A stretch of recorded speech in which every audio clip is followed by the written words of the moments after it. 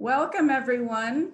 We are thrilled that you can join us virtually this evening for one of Medill's most celebrated events, and that is the presentation and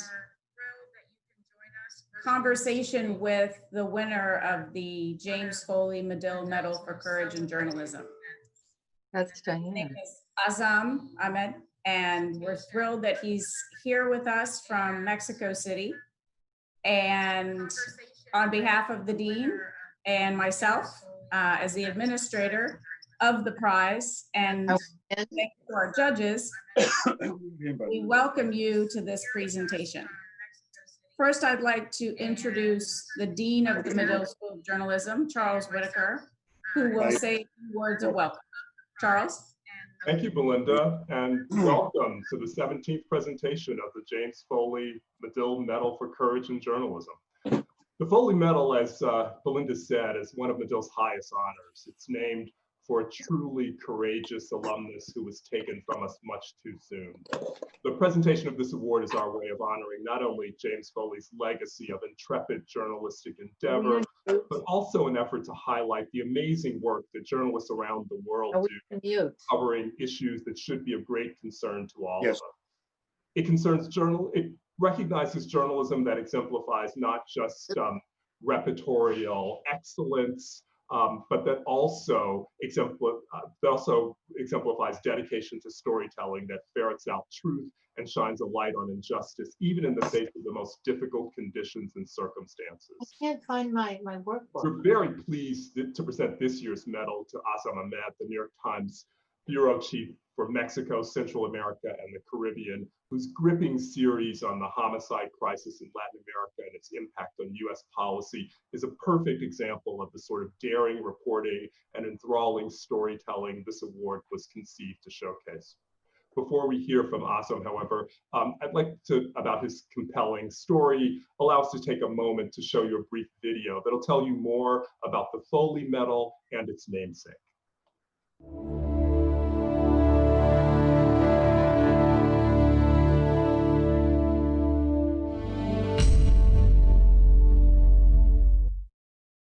The James Foley Medill Medal for Courage in Journalism awards individuals or teams of journalists working for U.S.-based media outlets who best display moral, ethical, or physical courage in the pursuit of a story or series of stories. Created by Medill's Alumni Board of Advisors, the first medal was awarded in 2003. Journalists working in any medium are eligible. The story subjects may be local, national, or international in scope. Usually the physical courage that we have encountered and that we wanted to reward had other elements to it, a moral element to it, an ethical element, sometimes even financial in terms not so much of the journalist, but of the organization that had employed him. So I think over the years, I'm very pleased and proud of those journalists that we have selected, who in most cases have been here to receive the award, and I think that that the Medill Medal for Courage in Journalism is now one of the important prizes that the journalistic world looks forward to. In 2014, the Medill Board of Advisors added the name of Medill alumnus James Foley to the medal. Early in his career, Foley was imprisoned in Libya for 44 days while reporting on conflicts there. His courage was to go to places where people have not been and can't appreciate. It wasn't to go into conflict areas. It was that conflict areas are, by their very nature, places that most people are not exposed to. And he wasn't going there to be a part of the fighting. He was going there to appreciate what it's like to be caught in the crosshairs in life's terrible decisions that come into play when there's conflict. Later, after returning to the region to continue his work, he was kidnapped in 2012 while on assignment in Syria for the Global Post. He was murdered in August 2014. So with Jim Foley, we have physical, ethical, and ethical and a kind of moral courage too, that I hope the men and women who win this award in the future will be able to celebrate by their selection, not Jim's death, as awful as that was, but his life, the work he did, the journalism he did, the standards of bravery, integrity, and truth that Jim Foley represents.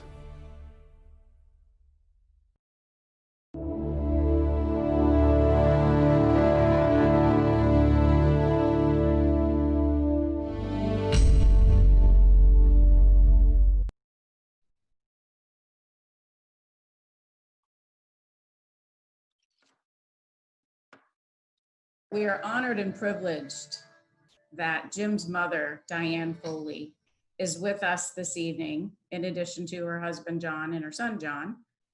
And we'd like to ask Diane to say a few words. Thank you, Belinda. I just am so deeply grateful to Medill Northwestern, Dean Whitaker, and the Medill Board for inspiring ethical and moral courage in its journalists, and for remembering and honoring Jim through the James Foley Medill Medal for Courage in Journalism. Congratulations to Azam Ahmed for his brilliant investigative work on corruption and the homicide crisis in Latin America at great personal risk. Azam exemplifies the moral courage that Jim aspired to and embodies the heroic legacy of our very best investigative reporters. Congratulations, Azam. Azam exemplifies the moral courage that Thank you, Jim Diane. aspired to and embodies. And before we get to the main event, it is also my privilege to introduce Brett Pulley, a co-judge of the medal and a Medill Board of Advisors and Medill Hall of Achievement member, who will introduce our prize winner this evening. Brett? Thank you, Belinda. You know, judging this year's entries was a pleasure, but it was not easy. Within a formidable field of entrants, there was some tremendously impressive, important, and powerful work. And even still, with the skillful help of fellow judges, Medill Professor Emeritus Donna Leff, and Medill faculty member C.C. Rogers, it was crystal clear that our winners stood out and above the rest. Azam Ahmed covers Mexico and Latin America for the New York Times, focusing on crime and corruption. Before moving to Mexico, Azam worked for nearly 3 years in Afghanistan, covering the war there. He accompanied the Afghan security forces as they struggled to take over security from US forces. And more broadly, he wrote about the deterioration of the United States' longest running war. In 2019, Azam reported a series on the homicide crisis in Latin America, the deadliest region in the world. In his series titled Kill or Be Killed, Latin America's Homicide Crisis, Azam chronicled the rampant and unchecked gang violence spanning 2 continents. For this extraordinary work, he has been recognized with the George Polk Award for Foreign Reporting and the Robert Spears Benjamin Award from the Overseas Press Club. And today, the Medill School of Journalism is proud to present Azam with the 2019 James Foley Medill Medal for Courage in Journalism. Please join me virtually in congratulating Azam Ahmed and welcoming him now to share some words. Azam, congratulations. Bravo. Please tell us a bit about your story and how this important, profound, and courageous work came together. Thank you. Thank you so much for that warm introduction. You know, I know it's common to say it's humbling when you receive an award, but listening to Diane and everyone else, it really is. It's a little hard to speak. I'm moved. I really am, and it means the world to me to be recognized for this. But it also means a lot that you start these long projects, you go all in, and you wonder whether readers will ever get out of it what you put in. You hope they will, not for your own vanity, but because the stories you're trying to tell, you believe are important, you believe people should know. And your words and recognition, beyond making me feel great, which they do, also make me feel like perhaps there's a bit more understanding and humanity that can be shared to the populations that we're writing about. So a heartfelt thanks. I really appreciate it. Now, the origins of the series actually began in early 2018. We were having a regional meeting in Mexico, actually, of the various bureau chiefs and reporters in the region. And Michael Slackman, our assistant managing editor, asked a question, a really provocative question. He said, I just ran across the statistic. Latin America is home to 7% of the world's population, but 38% of the world's homicides. How is that possible? And it kind of landed heavily, and nobody really said anything. Everybody sort of gave a few furtive glances, and we didn't really comment much on it then. But the question stuck with me. I mean, I'd covered war in Afghanistan and Iraq, and I never really thought about the violence in Latin America in that context. It didn't feel as present if you were in a city like Mexico City compared to, say, Kabul. And yet it was claiming more lives than every other major war zone combined. And I couldn't get it out of my head. I started wondering, okay, how do we do this? Because we all write about violence. It's such a prevalent, prominent theme in the region. We all have to. And yet it's always it's often in a smaller, daily, weekly kind of context. And I thought, okay, I want to answer this question. I want to understand what lies at the heart of it, and then come up with a way to write about it that will move people, that I hope will move people. And so I spent a couple of months calling all the world experts, reading everything I could get my hands on to understand what was at the root of it, to get the basic themes that I needed to think about. And I remember there was a 2000 series that the Times had done on race.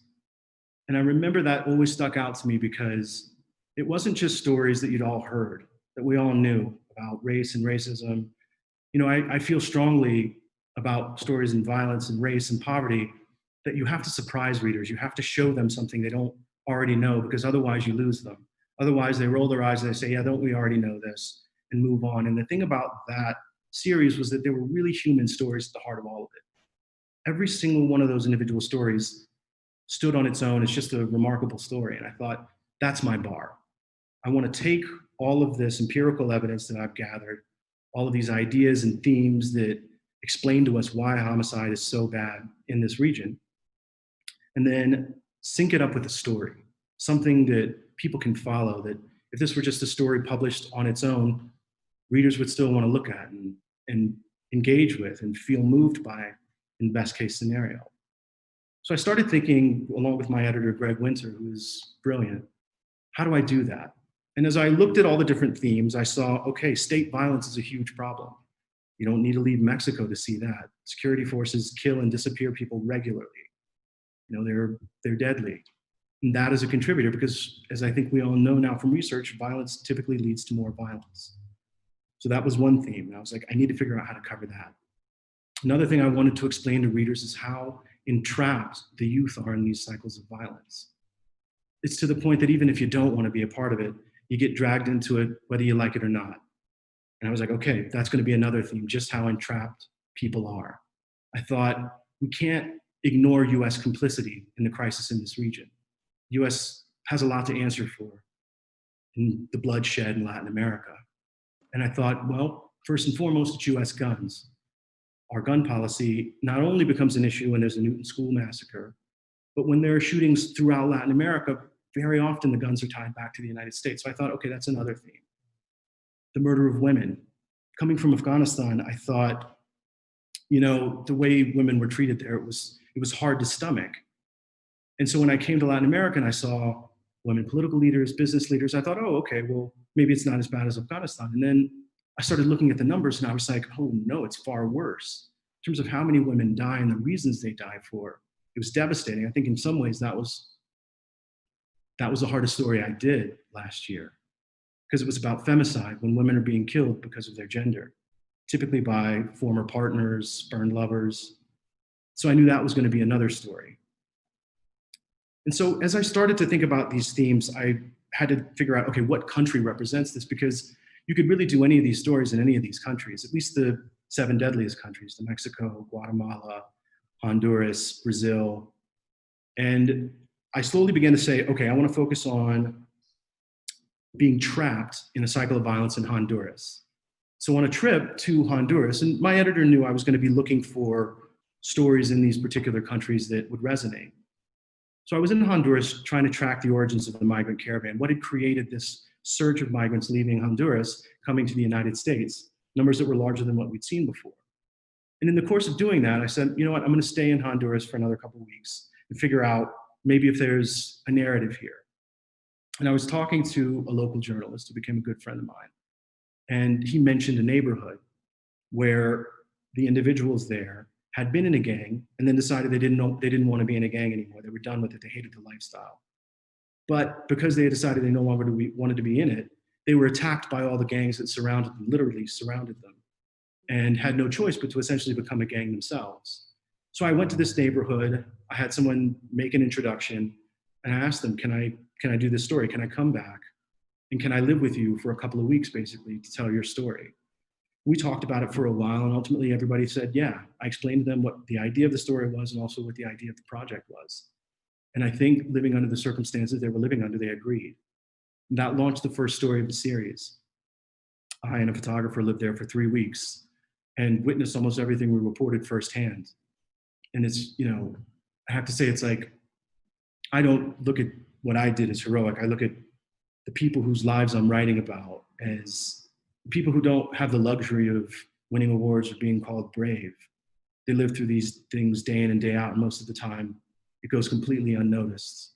And, you know, their lives and deaths are just statistics for most. And for me, it was really important to bring that to life, to show that there were people behind that, fathers, kids, you know, people who just wanted to go to school, who were trapped in these cycles that are so easily glossed over in the headlines as another 10 dead in a gang fight in San Pedro Sula. To do the next story, I wanted to write about women. I felt like it's very easy to ignore the plight of women in Latin America because there are places where misogyny is so much more apparent. For instance, in parts of the Middle East that I've worked in Central Asia and Afghanistan in particular. And so I and my colleague Daniel Barahulek spent, I think, what amounted to almost 2 months, first trying to understand the phenomenon. What is femicide? I've been reading this term for years in Latin America, and I never quite understood what was at the bottom of it. And then after, I don't know, probably 24 interviews with lawyers, human rights activists, and victims, it dawned on me, I'm like, oh, this is when women are killed because they're not seen as equal citizens, because men view them as property, because society doesn't really care that much and thinks, you know what, it's a domestic dispute, it's not important. And that launched us on searching for a case, a story of someone who'd been through something extraordinary to exemplify exactly what the scourge of femicide is. And we found Lubia Saspin Hernandez, who was this lovely young girl whose boyfriend had committed a horrible act of violence against her family in order to reclaim her after she left him.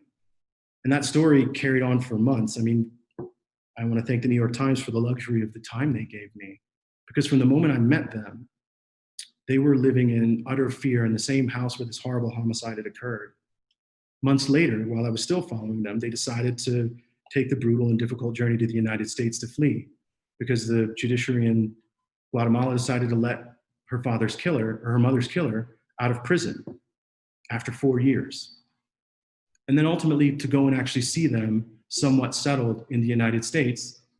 And by pure circumstance, it also happened to be the moment when the US and the Attorney General's office was deciding what to do about women fleeing domestic violence in Latin America as part of the waves of migration that have come to the United States and have become headline news. And the third story I talk about, I want to leave time for questions. I don't want to blather on. Was about the U.S. guns. I knew from the moment we started talking about this project that I wanted to trace a gun. And I also knew how hard it was. The ATF doesn't give up that information. It's mostly, it is classified information. But the only way to do something that I felt like would really make people understand the gravity of US gun policies, not just on the United States, but on its neighbors, was to track one.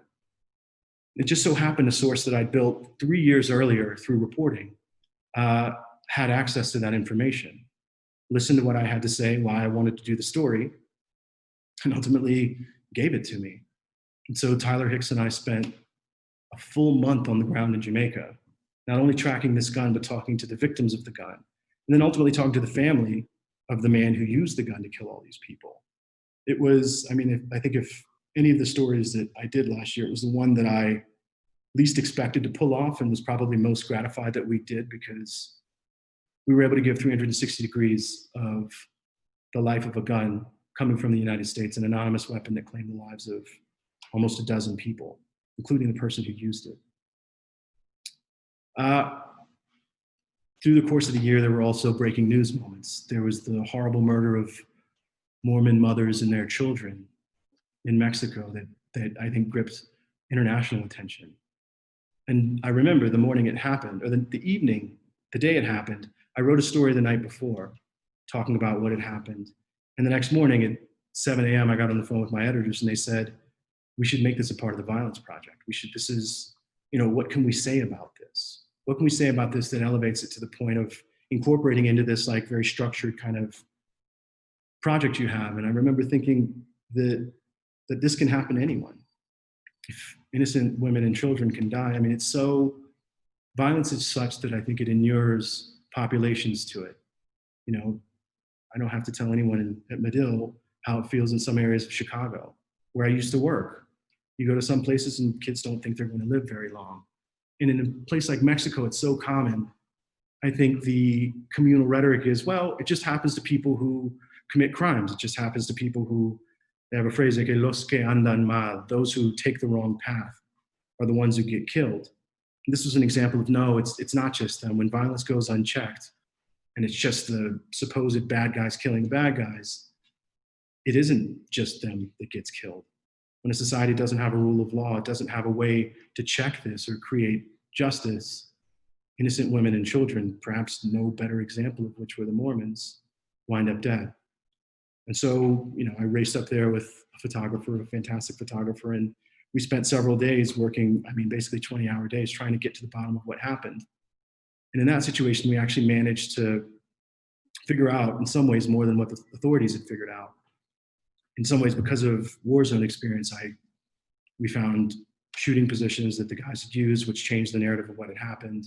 We found evidence of where people had escaped from that the authorities hadn't uncovered. And we found evidence that the killers had actually not, one of the trucks where the women and children had been murdered was burnt. And people thought that it was because of the gunfire, but we realized later, after finding a checkbook of the woman driving it, that in this unspeakably cruel act, they were actually burned after the fact. And then finally, one of the stories that I think was quite difficult was a story about a sicario, a cartel hitman chief, who was talking about how he had reduced violence in his community and all the things he'd done. And as part of that, he said, and we have this cooperating witness who is a high-ranking cartel member who's killed this unspeakable number of people. And immediately, I didn't think about it for this project. I thought that could be interesting. I want to know. I want to understand what the mentality of people who make these choices are. And I want to explain that to readers. I want to explain what makes someone at the age of 23 capable of killing 100 people. Because that's the other side of this. It's not just the victims, it's the perpetrators too that we have to understand if it's ever going to stop. And so my colleague and I spent 1.5 years interviewing him and got to know him quite well. And through the course of that, tried to do something that at the time we felt was risky but worth it, which is humanize a killer. I mean, we'd written so much about the victims of violence, the people who were on the other end of it. We thought it was important to show that it's not just monsters who do these atrocities. Normal people become monsters. The people we read about, the people that do these unspeakable acts that we'd like to write off, they start somewhere. And that journey is so important if we're ever going to stop it. So as a whole, the idea, I think, was to humanize all aspects of it and to show people a human way in which they can read a story about a kid and be like, man, that could be my kid. Or read a story about a mother's impossible choice and say, that could be me. Or read a story about someone who committed a horrible crime and say, wow, it's disturbing, but I kind of understand what took him to that point. And, of course, when we were doing this, it was all consuming. And, I think I probably worked harder this year on those 10 stories than I have any other year I've worked, in which I've done stories almost every day. But to conclude, to be awarded by such an esteemed panel and to get something like the Medal of Courage named after James Foley, someone whose story I know well, whose work I know well, it really does mean a lot. And it allows us to feel a certain measure of, gratification that the work has actually reached people. So once again, thank you. And I'd like to leave the time for questions. Thank you, Azam. And I'd like to welcome your questions in the chat that you'll see in the live stream. I'm going to kick it off with one while we're filling in the questions. Azam, in one of the stories, in fact, this was something that your editor called out, that for one of your stories, when you were talking to law enforcement, you not only got the law enforcement officers to cooperate, to talk to you, but you got them to admit some pretty horrific things. How did that happen? And what were your thoughts as it was happening? The short answer is luck. I mean, I knew that was the goal. The goal was, in similar ways as we were getting behind the story of a cartel hitman, to understand why police are so violent. I mean, if one of the major levers of violence in the region, to understand why they're doing that, I think I knew that was the goal. So I think I spent a month in Brazil as well. In the first couple of weeks, we were striking out. But I kept going back to certain people who I trusted were links, individuals who were in the police who were quite public, but who quietly, I think, supported these militias. And by the way, the story is of Brazil is in Brazil, and it's of the police forces in Brazil and how they take violence into their own hands. And there's these death squads, essentially, and they exist throughout Latin America, of public officers and public security officials who take the law into their own hands and kill people. Brazil is in Brazil. I think what ended up happening is I talked to them and I really explained what I wanted. I was like, I don't want to just make you guys look like goons. This isn't a cheap, quick story. It's going to be a long story, and it's going to be one where we try to understand, even though we're not going to let you off the hook for doing these kinds of things, we try and understand. And as is the case in so many of these, it was a strategy. One person was the imprisoned husband of someone who had been helping us out on the story. And she mentioned to us, she was like, oh yeah, my husband was a police officer, and he's in jail for doing this. I told him he would have anonymity, and he just opened up and told me everything. And I think he was proud of it. I think when people feel like there is no rule of law, it distorts and manipulates what happens in so many perverse ways. On the criminal side, it allows for the kind of depredation you see where Mexican cartels chop the enemy up because it's all about escalation of spectacle. And in the police, it becomes like we're heroes. We kill the criminals because the judiciary won't convict them. We're the heroes. And he really took that to heart. Allows for the kind of depredation you see where he was bragging, but he was proud of what he'd done. He was proud of what he'd said. And then another man, it was almost the exact opposite. We met through a source, and I told him, look, I'm not going to say the guy's name. He'll be protected. I really just want to see him. And it was almost like a confession. I don't think he'd talk to anybody outside of his world about it. And he'd struggled so much with it. He had almost, I think he peered over the precipice of sort of complete moral bankruptcy and thought, I don't know who I am anymore. And I remember we were sitting in a car for almost 3 hours. I was in the driver's seat and I was in the back seat, so that he didn't have to look at me. And I guess it gave him a measure of comfort knowing that I didn't exactly see his face. And he couldn't stop talking about it. By the end of it, I kind of stopped the interview because after several hours of sitting in a car on a desolate street, I kind of felt like we might become a target ourselves. So yeah, it was a function of good fortune and then finding a way into people based on what they're looking for. The one guy looking for someone to brag to, and the other guy almost looking for someone to confess to. We might become a target ourselves. So yeah, it was a function of good fortune and then finding a way into people based on what they're looking for. The one guy looking for someone to brag to, and the other guy was looking for someone to confess to. I think too, there's a question for students, but sort of one from a faculty member that I received via email that actually relates to what you were just talking about.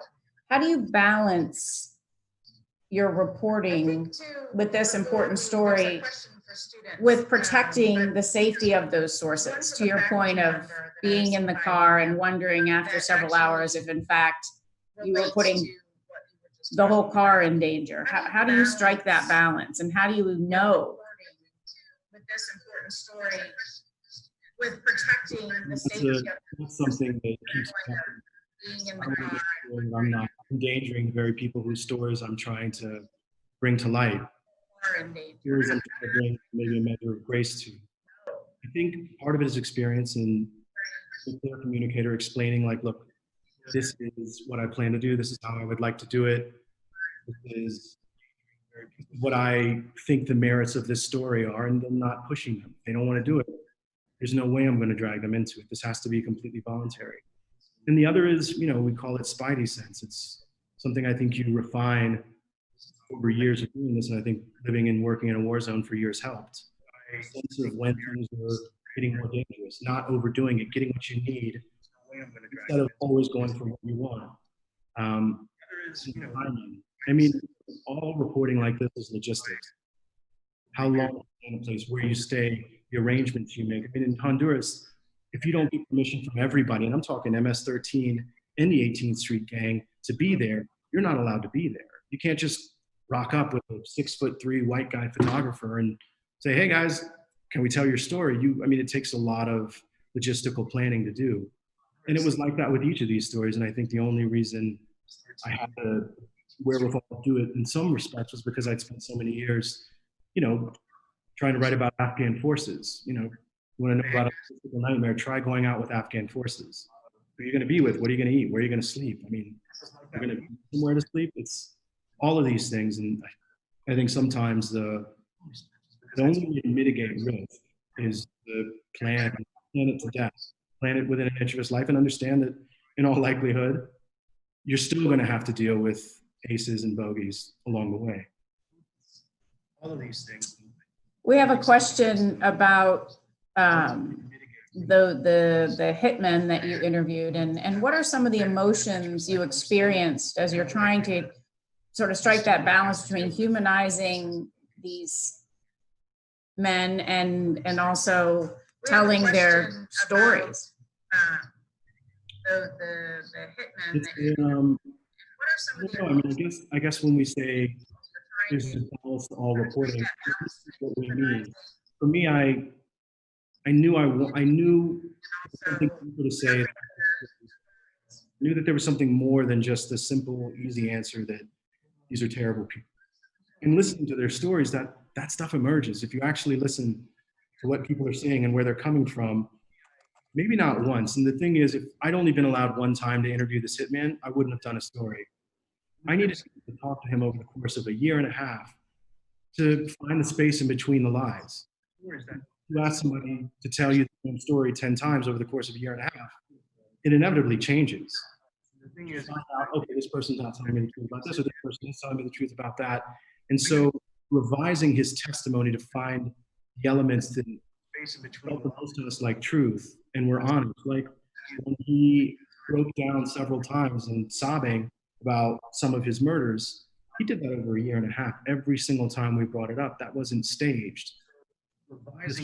What he did was, I also recognized that he was tortured by it, and that he'd done that to himself, which, you know, he wasn't a victim in that case, he was a perpetrator, and yet he was scarred forever.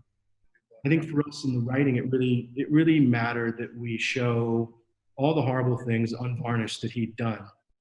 Not soft pedal it or sugarcoat it, but at the same time, treat him as a cognizant person with agency, whose life experiences had both taken him to that point and whose own will had made him cross a certain line.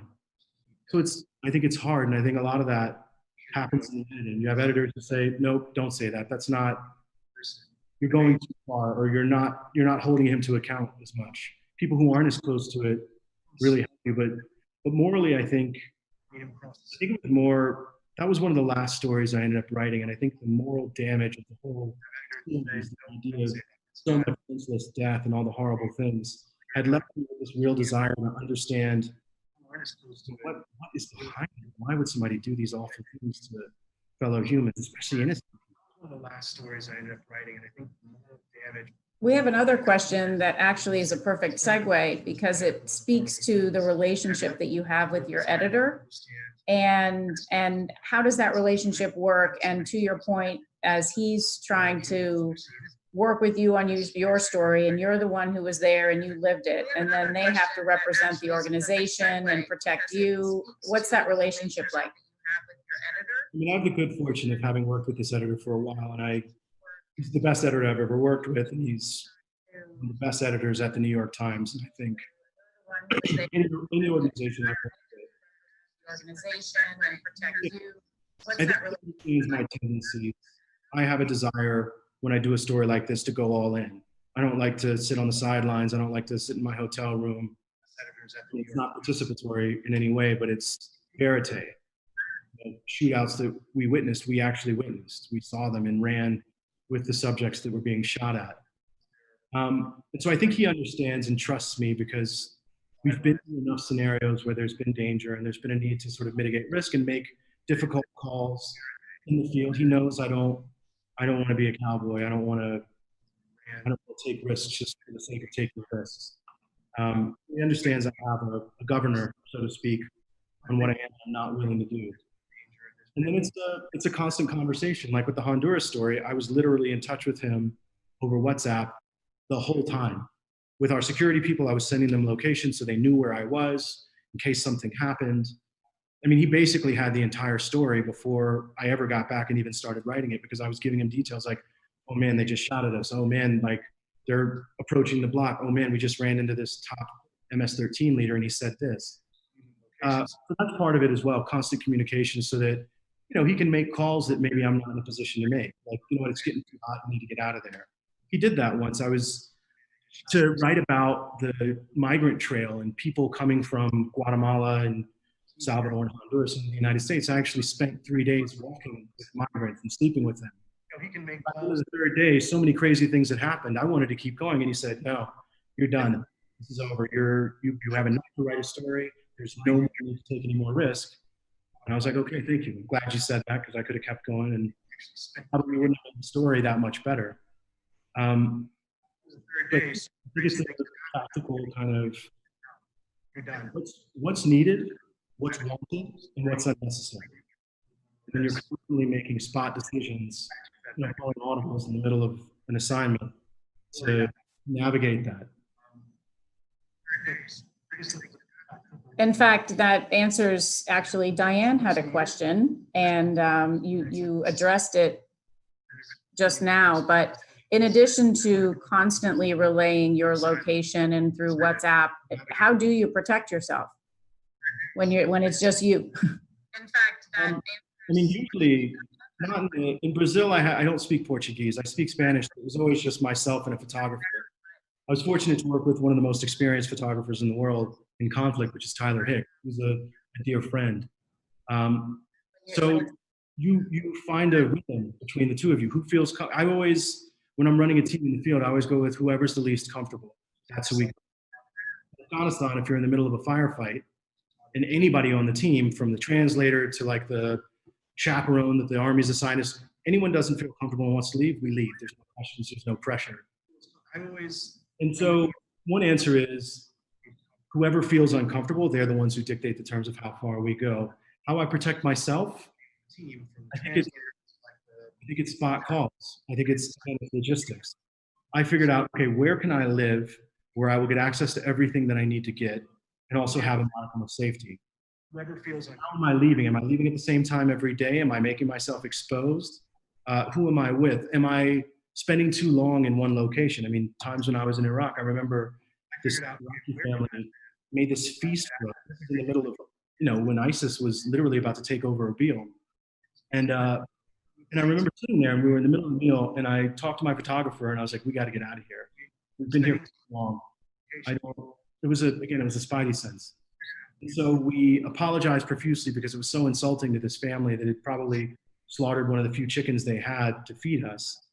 But I think it was just, I got what I need.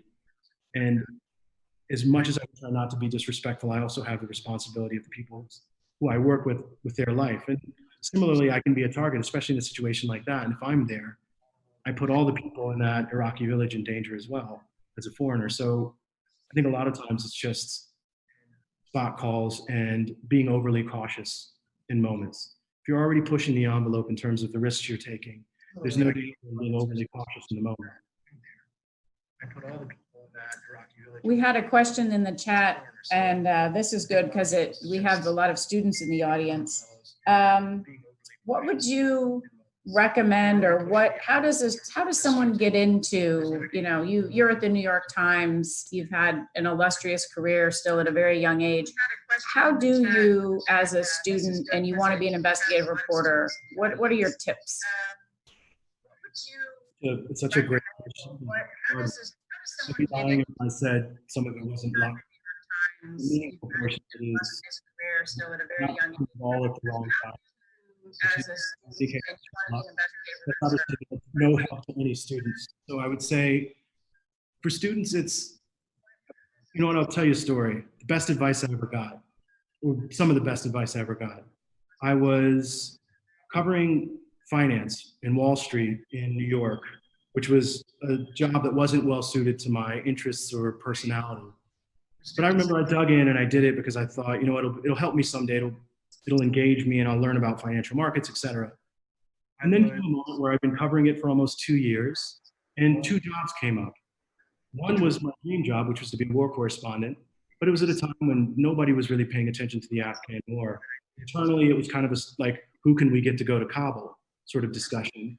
And the other was an investigative job covering sports, college sports, which I wasn't a sports fan, but the investigative angle on that, the coverage of, student athletes and understanding that sports is often at the heart of the American discussion, it really intrigued me, and it was a much more prestigious job. And so I was torn. I was like, I can do what I've always wanted to do at a time when nobody's really going to pay attention, or I can do this other job, which I'd be so lucky to have because a lot of people are fighting for it. I remember calling an editor, or being introduced to an editor who was a real straight shooter, and I asked him, and he was like, dude, don't do something because you think it's going to look good. Don't do something because it's going to help you in your career. Do what you love. Do what you really care about. Do what you're passionate about. And it doesn't matter if that's hedge funds, cover hedge funds. That's war, cover war. I think that's what your problem is. Because it's always going to be better. Always going to be better. I mean, I see people make these compromise choices where they just want to get in the door somewhere and they take a job that they're never going to be passionate about. Because when you're passionate, it really does come through in the writing. It comes through in the reporting. The kinds of questions you ask. The sorts of things that occur to you that take the story in a totally different direction. So it's such a trite thing to say, but really, honestly, like, take a job that you might not think is as prestigious, and really do it, because if you care about it and you love it, I swear it will pay off. You're never really competing with 100 people out of 100. A lot of people won't do it. They decide, what, journalism is not for me. The other group, they're not going to have the hunger you have if you really do have it. Don't Don't count yourself out and settle for something. Don't take something just because it sounds good. You know, if you follow your passions, at least at the end of it, if it doesn't work out, you know you did. Besides that, you have to deal with yourself. The other group, they're not going to have the hunger you have. Back to, this actually was a question emailed from a judge speaking to the story of the Mormon massacre. And you alluded to it in that you went back and uncovered some forensic evidence that the law enforcement officers had missed. And when you did, I'm curious, or this judge wanted to know, how did that go with the law enforcement officers, and how did you relay that information to them? I mean, I'm no forensic expert at all, but that should tell you how much expertise the law enforcement responsible for that investigation had. I remember looking at the backstory is I remember looking at the bullet entry into the vehicle, and I asked, so where were the shooters? Where was everybody located? And one of the police officers and investigators was like, oh, everybody was right here. And I looked at the entry and I looked at the exit and I was like, that's not true. There's no way. That's not how it would work. And I remember walking around and actually climbing up the side of a mountain. And when we got to the top, it was littered with shell casings. And I remember following down this sort of route because I was looking at what the angles would have been and finding another cache of shells. And one of the people I was with, actually a member of the family, had picked up the shells. I think he was so emotionally shell shocked, he wanted a sort of token of what had happened to his loved ones. And the police got really upset. They were like, hey, that's a crime scene. Don't take that. Give me those bullets. And I remember they're embarrassed. They're really embarrassed that we kind of found something they hadn't seen and that we sort of restricted what must have happened before this happened, which actually had implications for the overall government narrative. Because initially we thought of course they knew these were kids, women and children. They shot from this very close vantage. But then when we went up to the top of the mountain and found all those shell cases, we realized that's where they started shooting. And there's no way with tinted out windows, they would have known it were women and children in there. They might have, but it's less likely at least. And then you see the trail of shells coming down until they got to where the police said they were shooting, where they would have known they were shooting women and children. So long story short, they were not pleased about it, but I don't know, that whole situation was so dramatic that I resented that these guys were so incompetent with something that was this grave and so important. Talking now about today, and we had a question about you were working on a project that you had hoped to complete, a long project in Haiti, as you mentioned to us before the presentation began. In this time of shelter in place and no travel, what are you working on? I don't know. I feel like part of the job is to always have a few ideas on hand, a few lines of coverage on hand, because anything can happen. A line of coverage can blow up or can be completely Shelter in place. So the other thing that I wanted to do was to study the way in which this new president in Mexico is changing the status quo, for better and for worse. It's almost cliche now to compare, at least if you're in Mexico, to compare him to Donald Trump, for his rhetoric, his sort of attacks on the media, his tendency to be fast and loose with the facts, but to still command a tremendous amount of popularity. And so I started looking into ways I could adopt that or take that on from an investigative approach.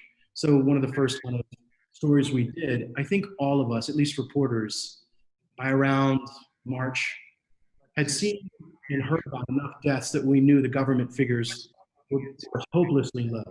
Not just kind of low, not the underestimation you see everywhere, but like intentionally low.